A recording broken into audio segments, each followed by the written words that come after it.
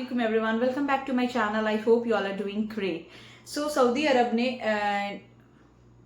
ने न्यू वे बताया है कि आप अपनी फैमिली मेंबर्स को किस तरह से उम्रा वीजा पे बुला सकते हैं. ओके सी, उम्रा वीजा पे बुलाने के दो तरीके थे. दो टाइप के लोग थे. पहले वो लोग जिनका मकसद सिर्फ उम्रा करने आना होता था, वो आए, उम्रा किया उन्होंने, वो वापस अपनी कंट्री चले गए. ठीक है.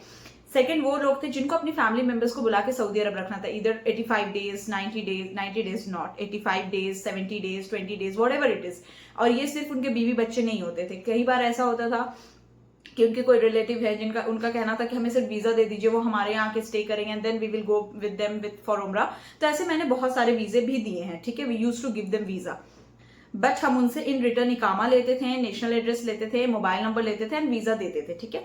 अब इसका ये मतलब नहीं था कि without hotel booking visa process कर दिया जाता था. होटल बुकिंग उसमें भी लगती थी. It just back of the end हम वो होटल को लेटर ऑन कैंसिल करते थे. ठीक है. Just because they want to call their family member and they want to keep them in Dammam, Riyadh और एनी अदर सिटी. ठीक है. तो ये वैलिड रीजन था. ठीक है. अब गवर्नमेंट ने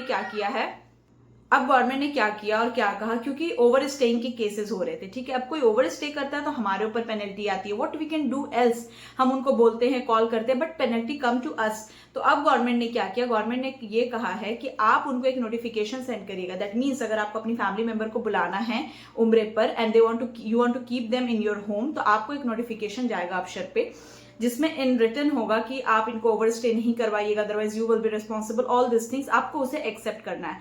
once you accept, we fill out the form of visa and we give visa within 48 hours. Okay.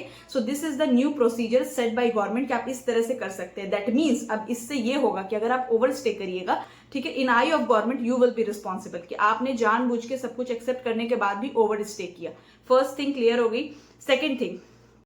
Second thing, एक सवाल बार बार पूछा जा रहा है कि हमें उम्रे पर आना है, कौन कौन से होटल करना मैंडेटरी है. So let me explain you very clearly. See, उम्रा वीजा प्रोसेस करने के लिए होटल बुकिंग मैंडेटरी है, specially for Makkah. Transportation Jeddah से मक्का, ये मैंडेटरी चीजें हैं. ठीक है. You can not skip this. Madinah hotel मैंने कभी किसी अपने क्लाइंट को नहीं कहा कि आपको forcefully you have to take, you have to give approvals for this. I haven't said this. Makkah से हो जाती है चीजें, सिर्फ मक्का के होटल पुट करने से and transportation we can upload the visa form and you can get the visa. लेकिन उनका कहना है कि बहुत सारे क्लाइंट ऐसे जो मदीना के लिए भी कह रहे हैं पूरा पैकेज लेने के लिए. So I don't have any words for them, but practically visa process हो जाता है. अगर आप मक्का के होटल्स लेते हैं, उनका अप्रूवल आता है through नुसुक and transportation, so you can get the visa.